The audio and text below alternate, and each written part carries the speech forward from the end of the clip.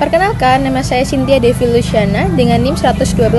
Di sini saya akan membahas mengenai pengertian patriotisme dan cinta tanah air. Patriotisme berasal dari kata patriot dan isme yang memiliki arti bersifat pahlawan atau jiwa pahlawan. Pengorbanan ini dapat berupa pengorbanan harta benda maupun jiwa raga. Dengan demikian dapat dikatakan bahwa patriotisme adalah sikap rela berkorban untuk membela bangsa dan negara dari gangguan dalam negeri maupun gangguan dari luar. Lalu, ada pengertian dari cinta tanah air. Cinta tanah air merupakan pengalaman dan wujud dari sila persatuan Indonesia yang dapat diwujudkan dalam kehidupan masyarakat sehari-hari, seperti di keluarga, sekolah, ataupun di lingkungan sekitar. Kesadaran cinta tanah air itu pada hakikatnya berbakti kepada negara dan kesediaan berkorban untuk membela negara. Lalu, terdapat juga tujuan dari pelestarian lingkungan. Yang pertama, yaitu menjaga NKRI dari kerusakan wilayah. Yang kedua, menjaga kelestarian fungsi lingkungan hidup. Yang ketiga, mengendalikan sumber daya alam dengan bijak. Keempat, mengatasi isu global lingkungan.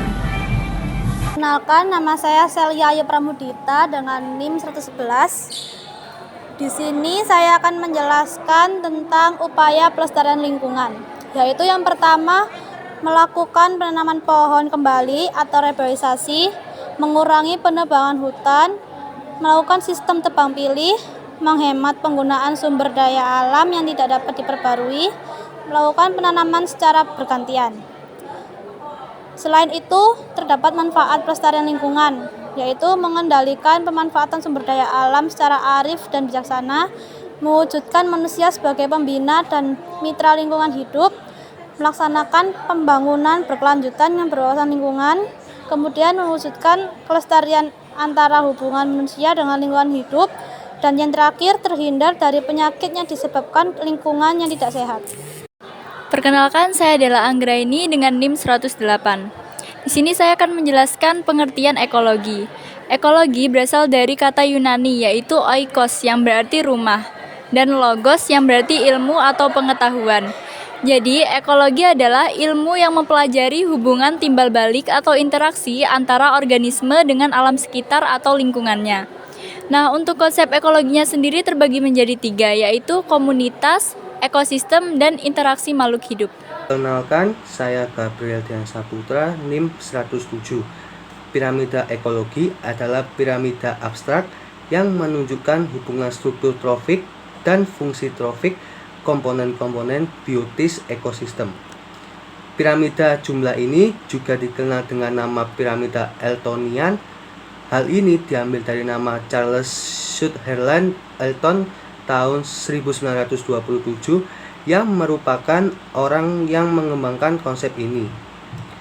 Piramida ini menggambarkan hubungan tiap tingkat organisme trofik berdasarkan jumlah individualnya atau populasinya dan mengabaikan jumlah biomasa dan aliran energi.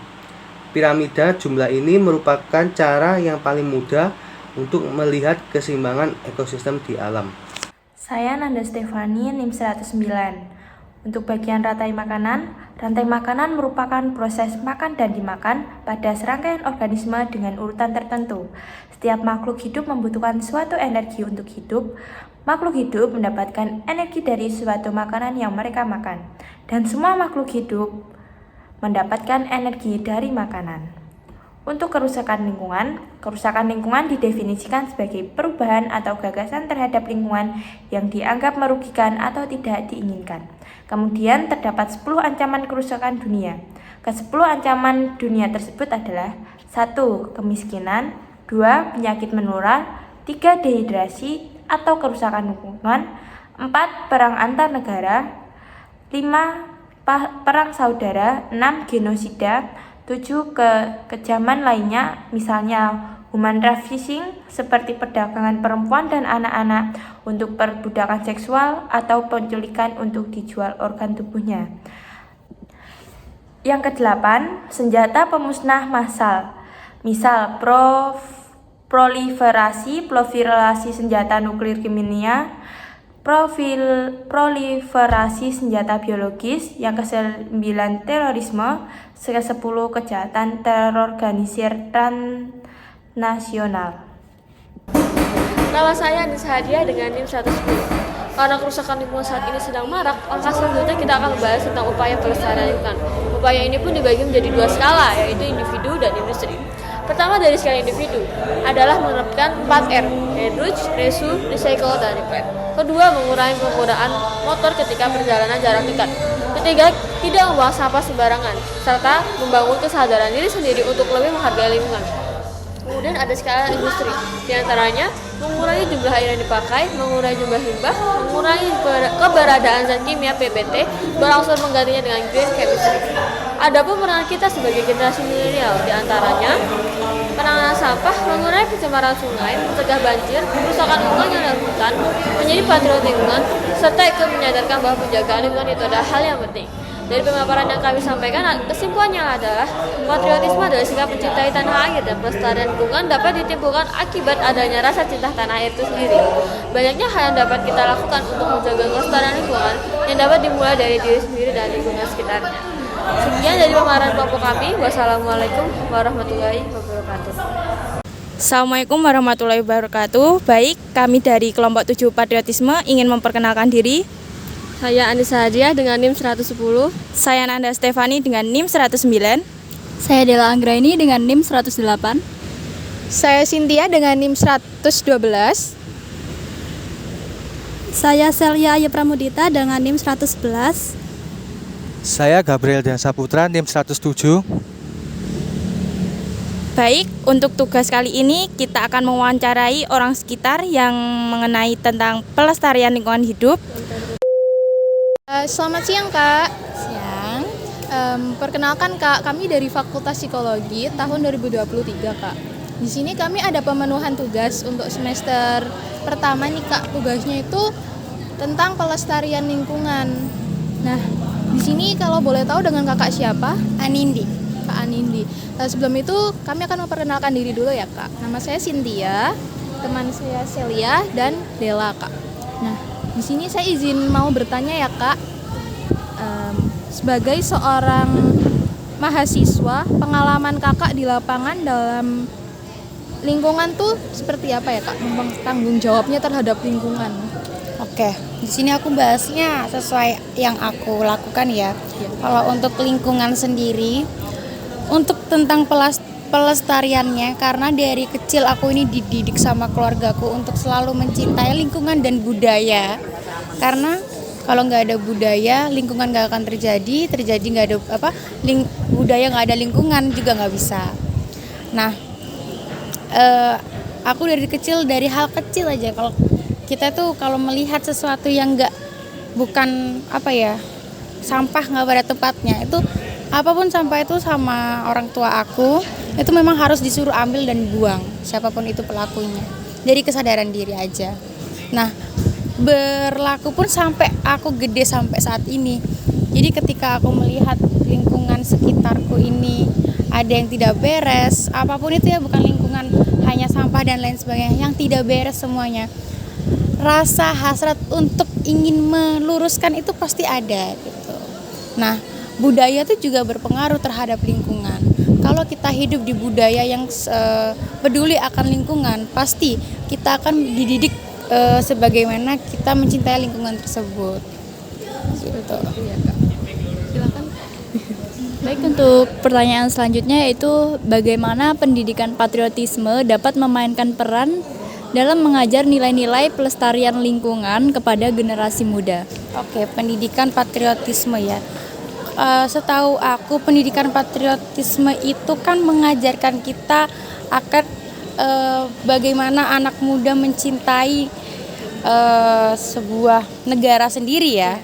Nah, di dalam mencintai itu nggak hanya kita menciptakan suatu lingkungan, tapi kita harus meneruskan budaya, meneruskan bangsa, meneruskan semangat kita akan membentuk budaya yang dimana menurut kita itu telah hilang kayak kesenian. Sekarang kesenian tuh udah mulai hilang loh, udah mulai nggak ada, bahkan tergantikan oleh K-pop dan lain sebagainya. Nah, kenapa kita harus memahami konsep patriotisme itu? Ya memang menyadarkan kita sebagai mahasiswa, pemuda-pemudi lah, sebagai pemuda-pemudi patriotisme itu bagaimana sih menjadi pemuda-pemudi yang cinta akan tanah airnya sendiri. Itu harus kayak mulai contohnya itu kalau dari aku itu karena aku dulu sekolah kesenian ya, sampai sekarang bahkan ketika aku menjadi mahasiswa aku tidak akan melupakan tarian-tarian tersebut. Sampai sekarang aku aktif dalam menari dan memang cita-citaku dari dulu ingin memperkenalkan budaya dan lingkungan Indonesia kepada orang luar, seperti itu. Jadi memang patriotisme itu penting sih buat anak muda-mudi sekarang. Kayak di kampus kita ini setiap jam 10 kan diterapkannya lagu Indonesia Raya. Oke Kak, di sini saya mau tanya, apa pesan atau tindakan konkret yang ingin Kakak sampaikan kepada generasi muda agar lebih terlibat dalam upaya pelestarian lingkungan? Oke, pesan aku sebagai anak muda pastinya, karena aku sendiri anak muda, jangan lupakan budaya dan istilahnya warisan dari nenek moyang kita sih. Tetap mencintai Indonesia, tetap tidak lupa dengan apa yang sudah diciptakan oleh nenek moyang kita, entah itu dari kesenian, kebudayaan, kebangsaan, bahkan attitude pun itu harus diterapkan. Karena di negara lain itu ingin merebut warisan kebudayaan kita loh. Masa kita sebagai yang mempunyai itu tidak mau meneruskan untuk mengembangkan, masa kita nggak ada sih gernya buat itu. Kalau menurutku itu sih, sebelum kamu cintai negara lain, cintai negara sendiri dulu, begitu. Terima kasih Kak atas waktunya.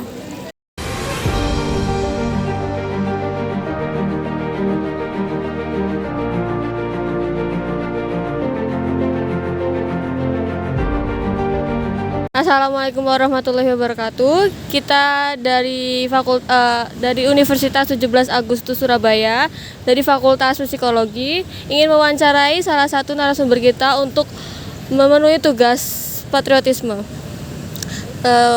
Pertama-tama, perkenalkan, nama saya Anissa Hadiah. Saya Gabriel Dian Saputra. Saya Nanda Stefani.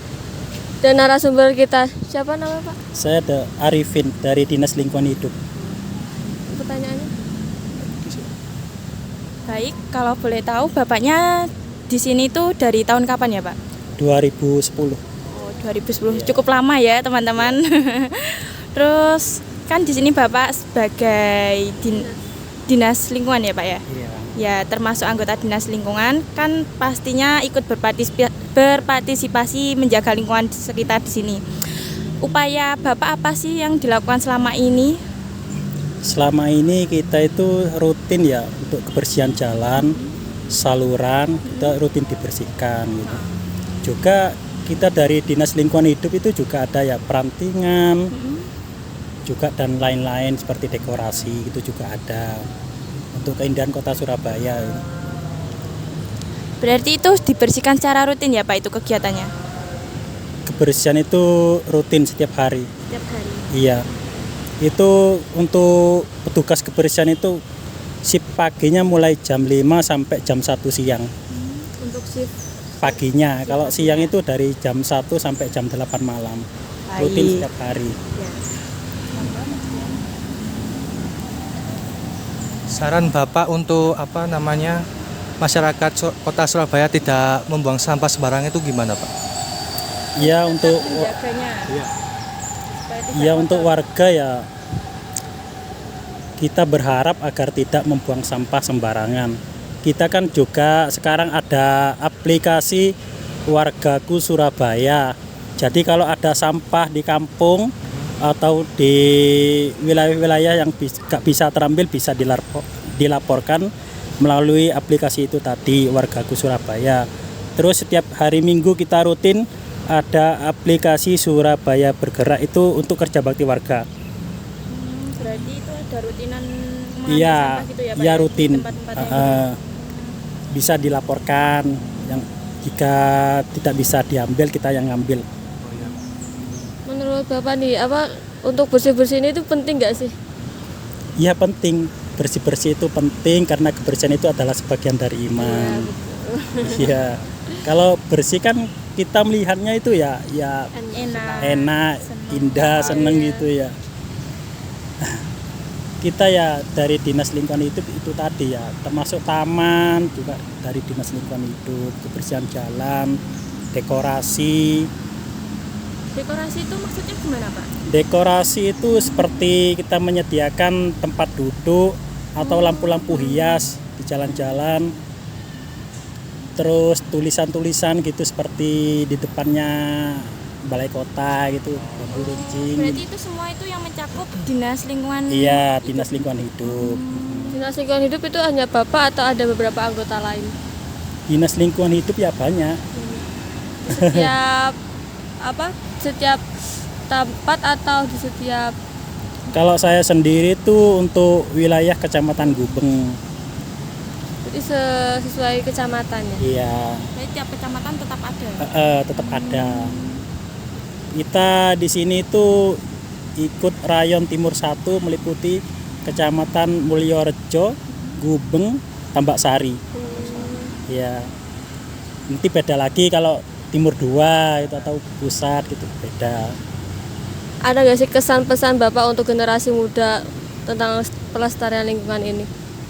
Iya, untuk generasi muda semoga tidak membuang sampah sembarangan gitu. Itu penting.